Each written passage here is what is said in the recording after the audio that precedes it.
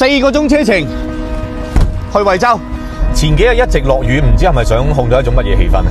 但係我哋應該咁諗喎，雨過就一定會有陽光㗎。同埋咧，就請大家一齊關注4月2號係國際自閉症關注日。如果冇平凡父親潘先生嘅呢個電話，可能我真係唔知道原來呢個世界咁多星星嘅孩子。明明天涯海角，你我互不相干嘅，好彩有抖音，好彩有平台，令到我哋彼此相連，奇蹟。有報告顯示咧，就係喺我國有44個小朋友咧就被確診有1個係自閉症。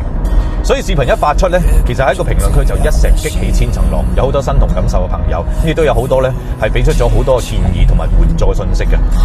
而我哋呢一切嘅影響力都係嚟自於粉絲同埋車友，所以可能係天意，亦都係可能一種責任，想我哋做翻啲嘢啦。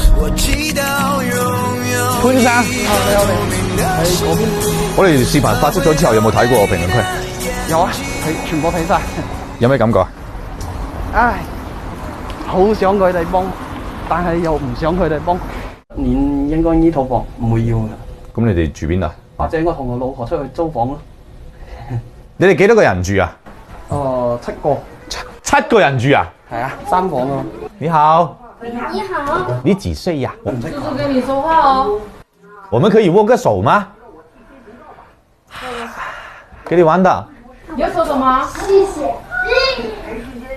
你其實係從事咩行業㗎？外賣。有冇申請一啲援助咧？有啊。喺惠州可以報幾多咧？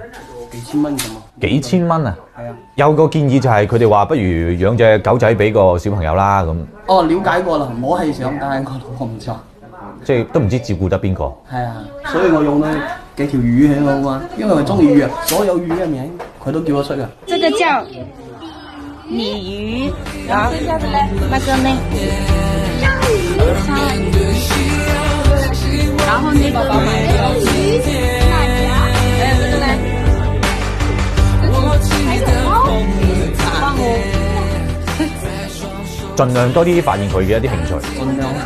咁你賣咗部車，你之後咪出行好唔方便？